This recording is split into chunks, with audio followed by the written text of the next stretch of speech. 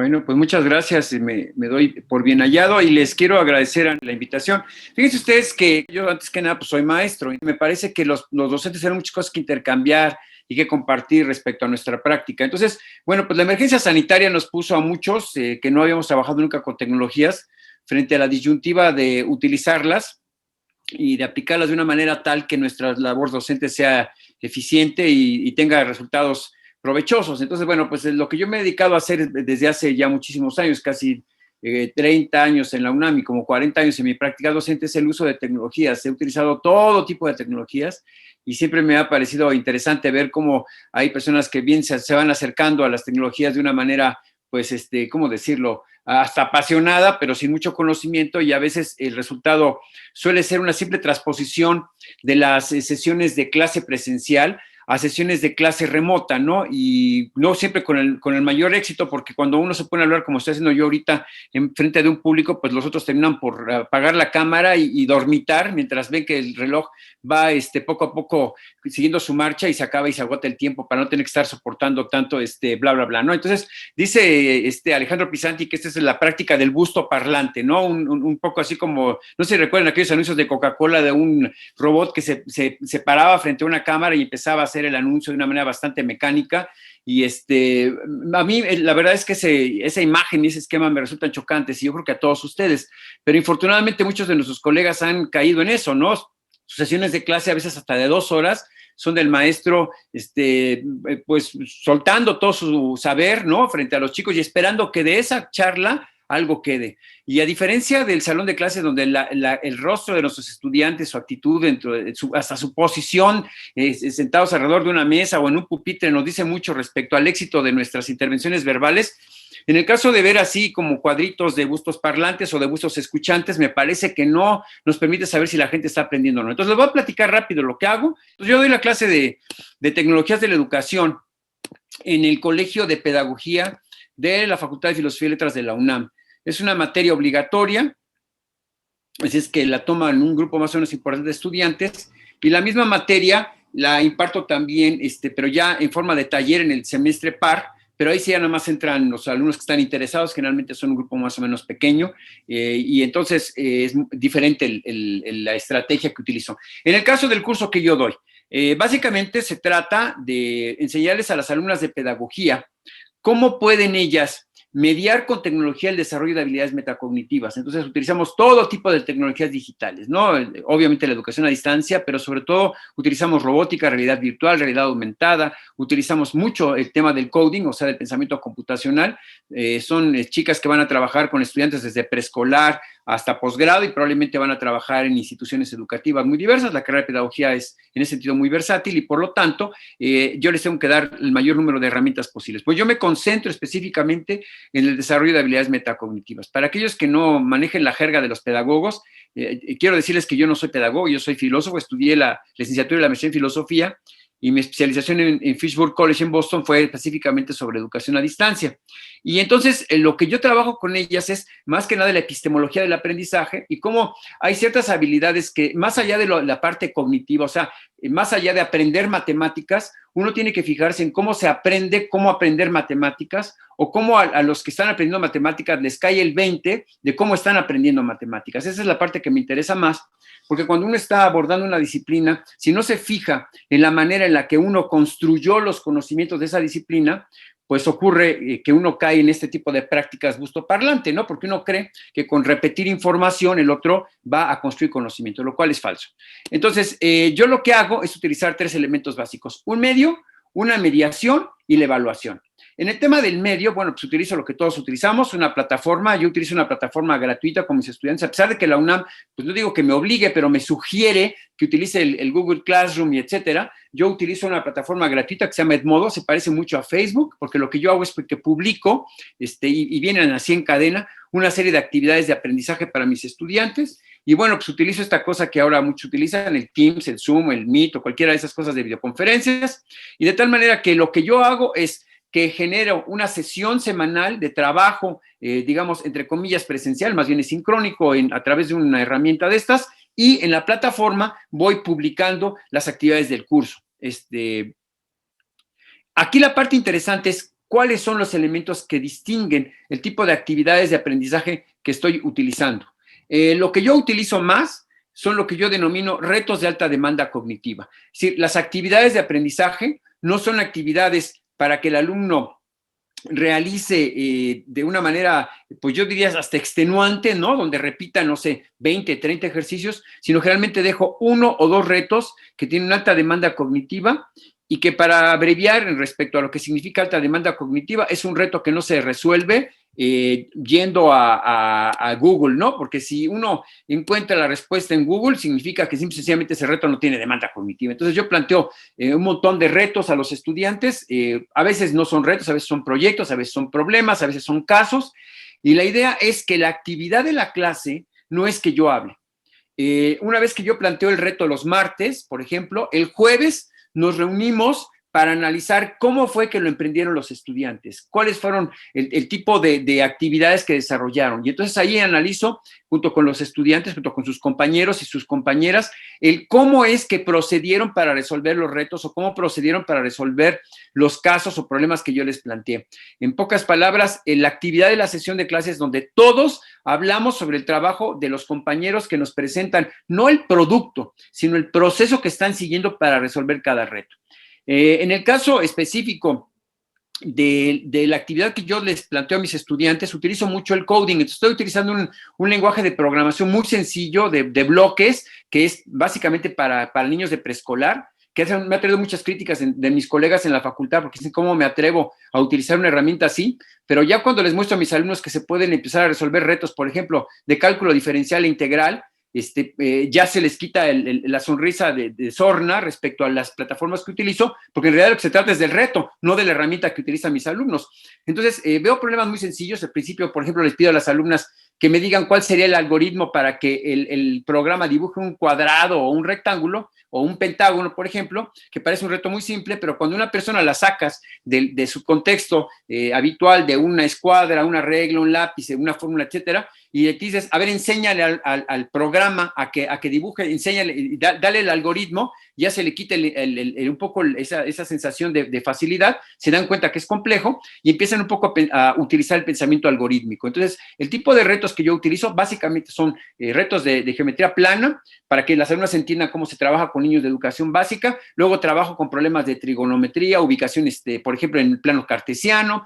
Luego empezamos a ver un poco de funciones. Me meto con problemas de matemáticas hasta llegar a resolver, por ejemplo, la superficie inscrita bajo una curva, por ejemplo, un senoide, y tienen que calcular la superficie inscrita bajo una curva con el método de Taylor. Entonces, tienen que enseñarle al programa a que haga eso y resuelva eso. Entonces, son los retos que ponemos, y la parte interesante es la interacción que se da durante la sesión de clase. Ahí los alumnos, entonces, no están escuchando al profesor que habla y habla y habla, sino como ahora, sino que están viendo a sus compañeros resolver los retos y ver cómo los van afrontando.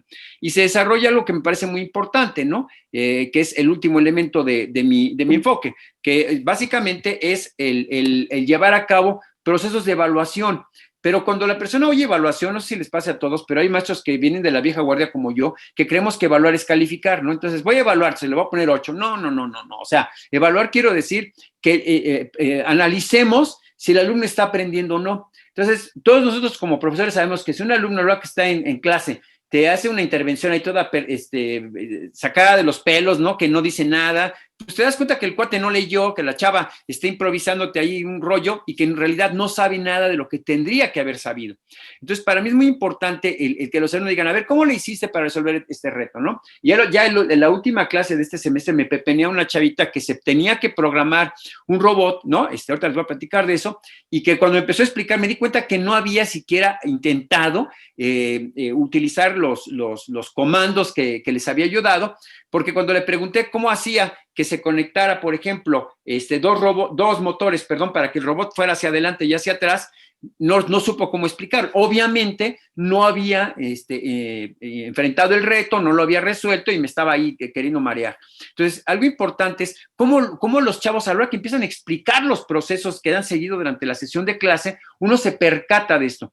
Ahora, algo interesante es que los propios compañeros que se dan cuenta de eso, pues pasan pena ajena y dicen, oye, pero pues es que así no. Empieza a haber un tema que a mí me interesa mucho, que es el de la coevaluación. Es decir, los propios estudiantes empiezan a evaluar el trabajo de los compañeros, es decir, si están siguiendo o no siguiendo las pautas adecuadas. Y mi intención es romper con la dependencia del estudiante hacia el profesor, ¿no? El clásico, oiga, profe, ¿y voy bien? ¿Me lo puede revisar si voy bien? O sea, ese tipo de cosas que me ponen muy mal, porque me parece que si el estudiante no es capaz de evaluar si las estrategias que está siguiendo son efectivas para comprender, para entender, etcétera, entonces no está realmente aprendiendo. Entonces, a mí la parte que más me interesa es evaluar qué tanto los estudiantes realmente están siendo capaces de desarrollar una estrategia para valorar el propio conocimiento, la propia capacidad para aprender. Esa parte, para mí, es la parte fundamental del uso de la mediación tecnológica, y en educación a distancia, como en cualquier otra de las formas de delivering, de entrega del hecho educativo, es fundamental el que el alumno desarrolle habilidades para valorar su propia capacidad, sus estrategias para resolver problemas, para afrontar la comprensión de un texto, etcétera, ¿no? Entonces, esa es la parte que para mí es la más rica, la parte de la evaluación, y para ello yo le doy a mis alumnos rúbricas. Digo, eso es otro tema también que a lo mejor solamente a los pedagogos les interesa, a muchos profesores les cansa, les desagrada el tema de establecer rúbricas, pero para mí es esencial, porque en realidad las rúbricas son como escalones, ¿no? Yo tengo que llegar, mi alumno, para que realmente yo sepa que aprende, debe llegar al dominio de estas destrezas. Entonces, si se queda aquí o se queda acá, se queda en medio, obviamente no está aprendiendo, y eso a mí me sirve para replantear las actividades de aprendizaje, para replantear la forma de interacción entre los estudiantes, etcétera, ¿no? Entonces, este es un tema que me parece que es esencial dentro del planteamiento de las actividades de aprendizaje y dentro de las experiencias que yo les formulo en la plataforma. Eso es en realidad hacer una rápida conversación respecto a lo que yo hago en educación a distancia en mi curso.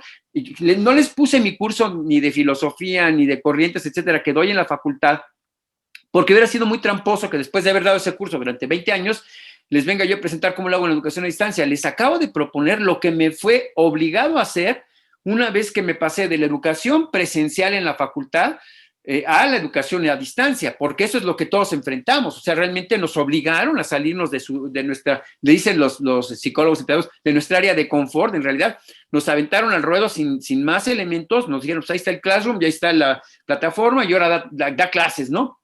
Y para muchos de nosotros fue verdaderamente desastroso. Entonces, en resumen, lo que estoy haciendo con este enfoque es que utilizo una plataforma para las sesiones semanales, le presento a los estudiantes retos, lecturas, videos, en fin, todos los elementos para que ellos puedan analizar, les explico los retos, les doy una semana para que lo resuelvan, y en la siguiente sesión lo que hacemos es que entre los alumnos analizan cómo le hicieron para ver si están o no desarrollando sus habilidades de orden metacognitivo y obviamente las aplicaciones de tecnologías en educación. Y en la última semana o cada semana analizamos también los conceptos que van construyendo, ¿no? En este caso, por ejemplo, qué es metacognición, qué es planificación, organización, y todas las habilidades que tienen que estudiar. Estoy utilizando, como les dije, una plataforma, y ese es el programita que utilizo, un programita muy sencillo que se llama Scratch, para algunos que quieran meterse con el pensamiento computacional. Algunos dicen, no, pero yo no enseño eso, no, pues sí, todos enseñamos de alguna manera a pensar.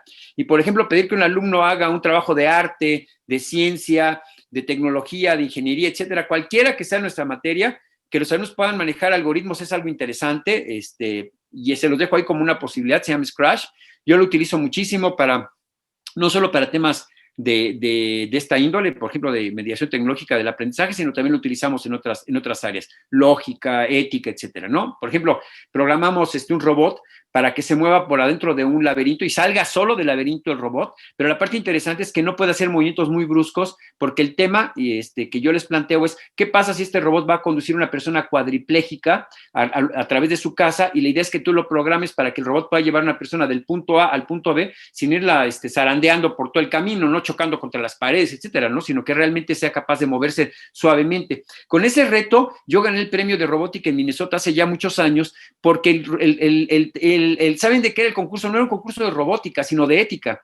Las cosas que yo he publicado son sobre la ética del uso de tecnologías, no tanto sobre robótica, ¿no? Entonces, bueno, pues es la herramienta que utilizo para meter el pensamiento computacional, también se las recomiendo.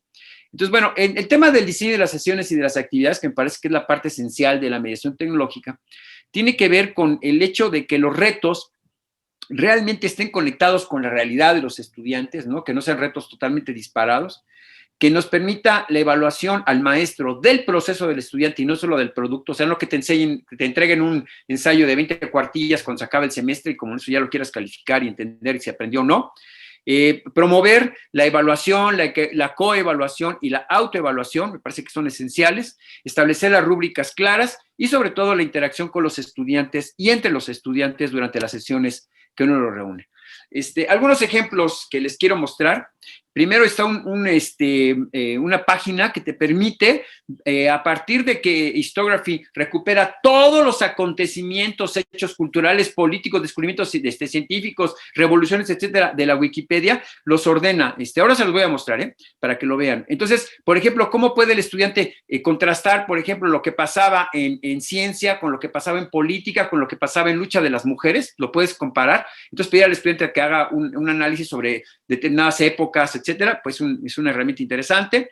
Hice yo un widget, que eso también lo pueden hacer ustedes, lo puede hacer cualquiera, para que comparara las obras de William Shakespeare. Entonces, por ejemplo, para hacer de construcción conceptual, le pido a mis estudiantes que analicen, por ejemplo, The Tempest con Romeo y Julieta y vean cuáles son las palabras más usuales. Ustedes saben que Shakespeare le aportó miles de palabras a la lengua inglesa, entonces algo muy interesante es que los alumnos lo vean. Ahorita se los voy a mostrar también, que puedan comparar dos diferentes obras de Shakespeare en cuanto a este análisis conceptual, sobre todo utilizando máquinas computacionales del conocimiento, no tanto los buscadores, porque eso pues, es como muy básico, ¿no? Es buscar información, sino que puedan realmente utilizar la computación para hacer herramientas de contraste y de construcción conceptual. Luego está también el uso de inteligencia artificial. Parece sencillo, pero enseñarle, por ejemplo, a una máquina a que haga tareas pensadas para seres humanos es interesante porque la persona que le tiene que enseñar a la máquina, para que la persona le pueda enseñar a la máquina, tiene que saber lo que le va a enseñar a la máquina. Entonces parece una tontería, pero a ver, enséñale a una máquina que distinga, por ejemplo, entre un mapa de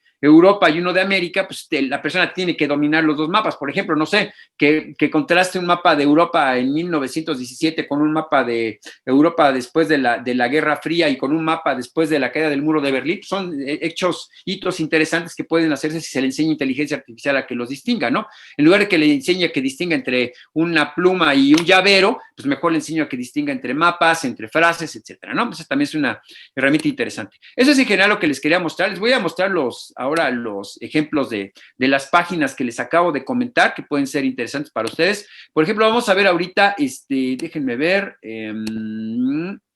vamos si quieren primero con el Wolfram Alpha y la comparación entre, ¿cómo se llama esto tú? Entre diferentes obras de Shakespeare, ¿no? A ver, déjenme se los comparto. Wolfram Alpha, como ustedes saben, es una herramienta que muchos utilizan para enseñar matemáticas, no se utiliza para esto, pero como es una máquina computacional de conocimiento y se mete a analizar lo que hay en Internet, pues es interesante lo que te arroja como resultado, ¿no? En lugar de poner en un buscador, hagan de cuenta, si ustedes ponen The Tempest Shakespeare en Google, pues les va a aventar, no sé, miles de páginas que hablan sobre el tema. En lugar de eso, yo utilizo Wolfram Alpha y miren lo que hace. A lo que yo le pido, me va a producir conocimiento, no tanto ligas, ¿no? Entonces, aquí, por ejemplo, del análisis de Google me dice, de Google, perdón, del análisis de Internet, este widget que hice para Wolfram Alpha me dice que The Tempest es una obra de teatro que le escribió William Shakespeare en 1623, bueno, cuando fue publicada. Esos son los editores, en qué lengua fue publicado, tiene 5 actos, 9 escenas, 19 personajes, trae 16,222 palabras, de las cuales 3,113 son únicas, ¿no? Y así me puedo ir al análisis, por ejemplo, de cuáles son las palabras más frecuentes, por ejemplo, la palabra you, ¿no? Cuáles son las palabras que ponen mayúscula Shakespeare en la mayoría de la obra, cuáles son, por ejemplo, las frases de 2 palabras más frecuentes, me dice también cuántas oraciones tiene, cuál es el largo promedio de cada oración, quiénes son los personajes, cuántas apariciones tienen en la obra, en qué parte de la obra aparece cada personaje, en fin, si lo leo en voz baja, cuánto tiempo me tardaría en leer cada uno de los 5 actos y el epílogo. Y algo interesante, por ejemplo, cuando la gente buscó más información sobre The Tempest, ¿no? Y por alguna razón en 2011 fue cuando más búsquedas se hicieron en Google. Y a lo mejor en lugar de ponerle The Tempest, les digo que yo hice este widget y la idea era comparar toda la obra de Shakespeare, que ojalá se metan ustedes a hacer un widget. Pueden hacer cosas muy interesantes de pensamiento computacional o de inteligencia computacional. En lugar de poner The Tempest, le voy a poner, por ejemplo, no sé, ¿qué les gusta? Romeo y Julieta, ¿no?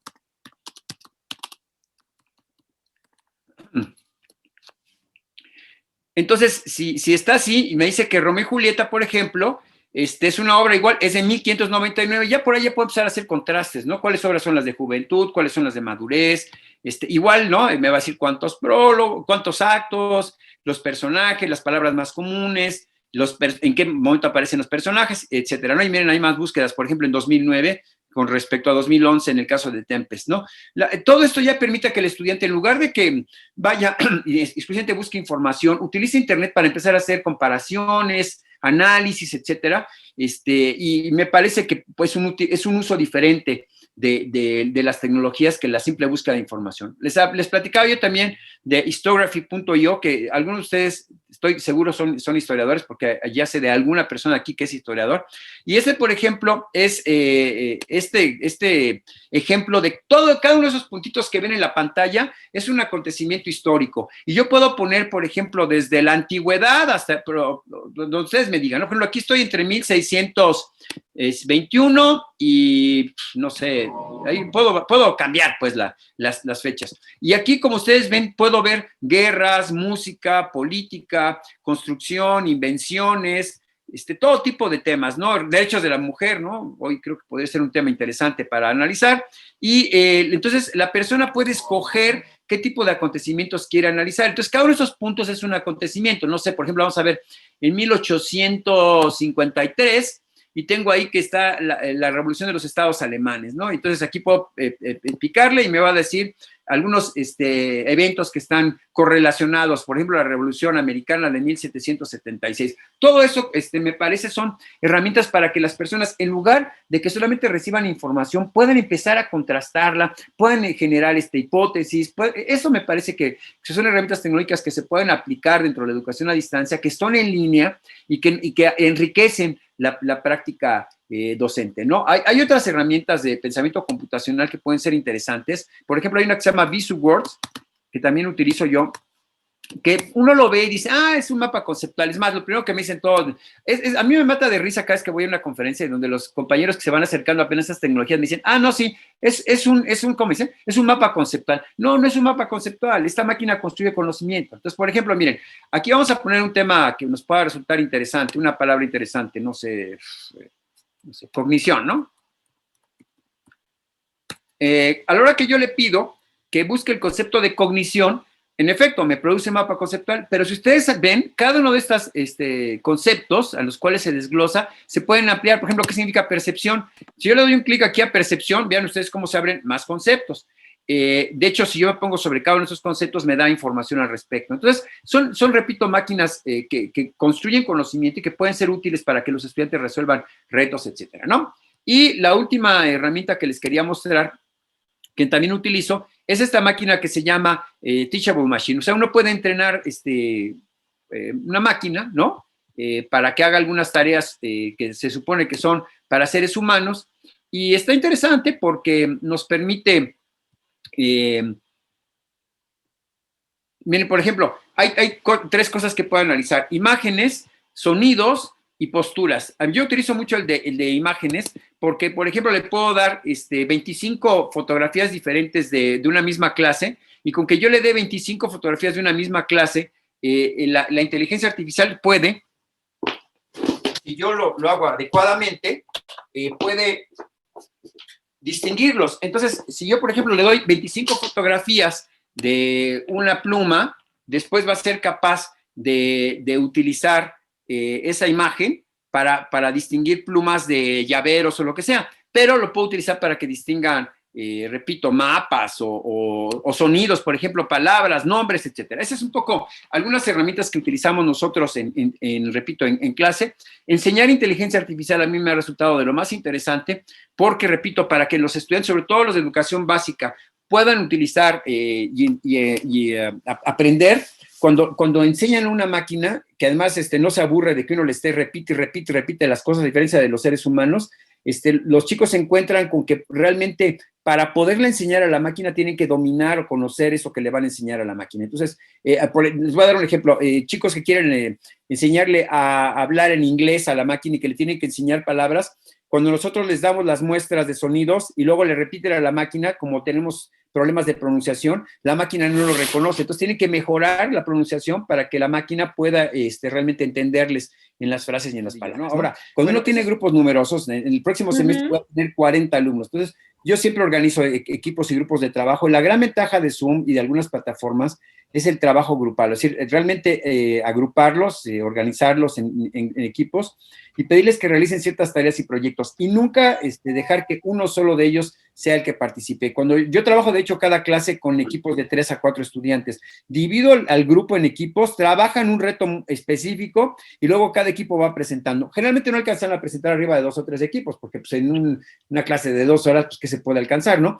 Pero es interesante porque nunca dejo que el mismo equipo participe varias veces, sino que siempre voy buscando que todos los alumnos logren al menos tener una participación a lo largo de la clase, y los que hacen la evaluación no soy yo, no les digo, está muy padre, que te quedó muy bonito, ¿no? Sino, a ver, fulanito de tal propone que para resolver el reto A va a seguir los pasos 1, 2, 3, 4. A ver, equipo 5, fulano de tal, ¿tú qué piensas? No los dejo a sol y a sombra durante toda la sesión. O sea, realmente yo me pongo activo, pues el que me activo soy yo, para tenerlos a ellos realmente, ¿cómo se llama? Participando. Y ya saben que si alguien no me contesta, les espero unos segundos, ¿no? Porque no es en lo que activan el micrófono y bla, bla, bla, se tarda. Pero si un alumno no me respondió, ya se metió en problemas conmigo, porque no lo voy a soltar a lo largo del semestre hasta que no logre ver que está participando. Me parece que es fundamental el cambiar el rol de simple maestro hablante y de un alumno pasivo escuchando, al maestro preguntando, al maestro inquiriendo y al maestro dinamizando. Cuando yo estudié con la gente de Fishburne College, tuve la suerte de ser alumno de Bob Tinker y de Angelina Pavlov. Ellos tienen un par de libros que dicen que la esencia de la educación a distancia se da en los foros de discusión. Hay gente, sobre todo muchos de los humanistas, tenemos que analizar a profundidad el papel de los foros de discusión. Si ustedes recuerdan, los que sean más o menos de mi rodada, en los años más o menos 80, había los listservs, o sea, listas de discusión. Muchos de esos son muy jóvenes y no los conocieron, pero básicamente son foros de discusión en los que uno plantea un problema, un tema, y se pone uno a discutirlo con los estudiantes, y lo que estudiaron Pablo, eso fue lo que ella me enseñó a mí, y de veras lo he comprobado en la facultad, poner un tema de discusión y participar con los estudiantes tiene 2 ventajas. La primera, está por escrito. A diferencia de los foros en los que celebramos en el aula, cuando empezamos a platicar con los estudiantes y hacen sus intervenciones, hay siempre 3 o 4 chavos muy, muy buenos, chavas que se ve que sí leen y que te discuten y que no están de acuerdo contigo, etcétera. Sí.